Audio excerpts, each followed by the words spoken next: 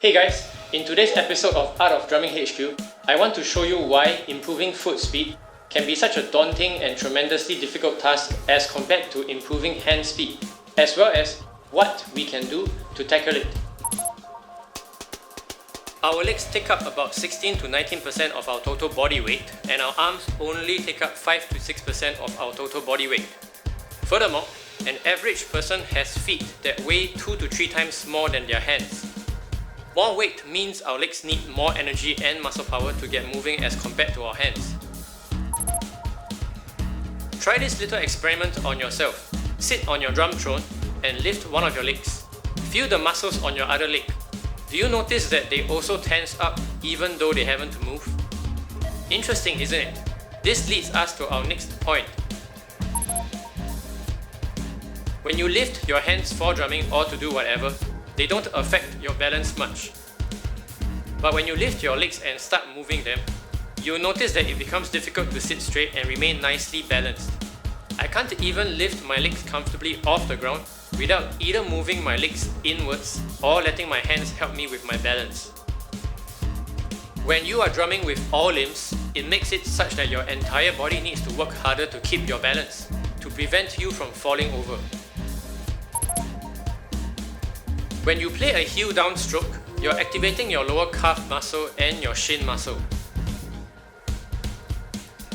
When you play a heel up stroke, you activate your calf muscles, hamstrings, quadriceps and hip flexors. But the amount of usage in each muscle group differs slightly from motion to motion. For example, if you lift your whole foot off the floor, you use more quadriceps and hip flexors. And when you keep the ball of your foot on the floor, you'll use more of your calf muscles. Try doing some heel up strokes slowly and touch those areas with your hand. You can feel your muscles tense up, some more than others. On top of that, we now know that our core muscles also kick into action to help us stay in balance.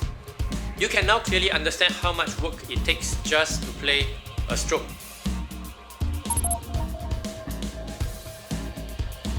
Most of us use our hands and arms a lot more than our legs and feet on a daily basis. Your lifestyle and habits have a huge impact as well. If you hold a job where you're almost always sitting at a desk, you're letting your leg muscles idle. Our current commuting habits also make this matter worse.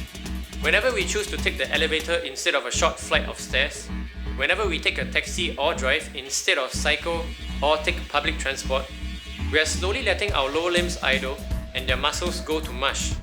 Even when we are drumming, unless you're playing speed metal all the time, we end up using our arms a lot more than our legs. Therefore, our hands and arms are naturally more muscularly developed. We need to isolate and strengthen every muscle group. Strengthen your core so that balancing is easier and more leg and foot muscle power can be dedicated to actually playing double bass. Stop thinking, well, I got my hands to play this fast in this amount of time, I should be able to do the same with my feet. Lower those expectations and relinquish control. It's gonna take a long time and a lot more work. Train and appreciate your muscles properly. Push them, but at the same time be friendly to them. Don't overexert them, give them time to recover and rest, and then push again. Since it's going to be a long and tough journey, learn to enjoy the journey and forget about the result. Paradoxically, you accelerate yourself to the result. That's it for this episode.